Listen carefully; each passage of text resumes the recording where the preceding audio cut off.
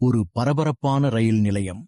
கதிர் கையில் ஒரு பழைய கேமராவுடன் அங்கிருப்பவர்களை புகைப்படம் எடுத்துக் கொண்டிருக்கிறான். அப்போது ஒரு பெஞ்சில் அமைதியாக அமர்ந்து புத்தகம் வாசித்துக் கொண்டிருக்கும் நிவேதாவை பார்க்கிறான். அவளது முகத்தில் இருக்கும் ஒருவித அமைதி கதிரை ஈர்க்கிறது. அவளை அறியாமல் கதிர் ஒரு புகைப்படம் எடுக்கிறான். ஃபிளாஷ் ஃபிளாஷ் அடித்ததும் நிவேதா நிமிர்ந்து பார்க்கிறாள். கதிர் பதற்றமடைந்து மன்னிப்பு கேட்கிறான்.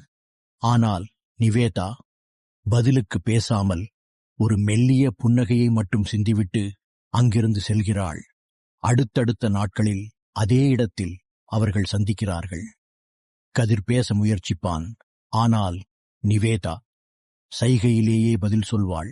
கதிர் அவள் ஏதோ கோபத்தில் இருக்கிறாள் என்று நினைப்பான். ஒரு நாள் கதிர் அவளிடம் ஒரு ரோஜா பூவை நீட்டி, உன் குரலை ஒரு முறையாவது கேட்க ஆசைப்படுகிறேன் என்கிறான். நிவேதா கண்களில் சிறு கண்ணீருடன் ஒரு காகிதத்தில் எழுதுகிறாள், எல்லோராலும் கேட்க முடியாது, என்னால் பேச முடியாது. கதிர் அதிர்ந்து போகிறான்.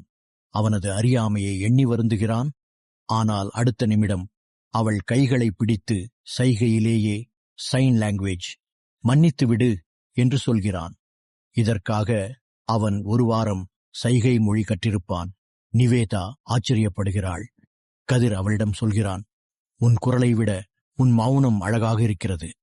வார்த்தைகள் தேவையில்லை, உன் கண்கள் பேசும் அன்பே எனக்கு போதும். இருவரும் கைகோர்த்து அந்த ரயில் நிலையத்தில் நடக்கிறார்கள்.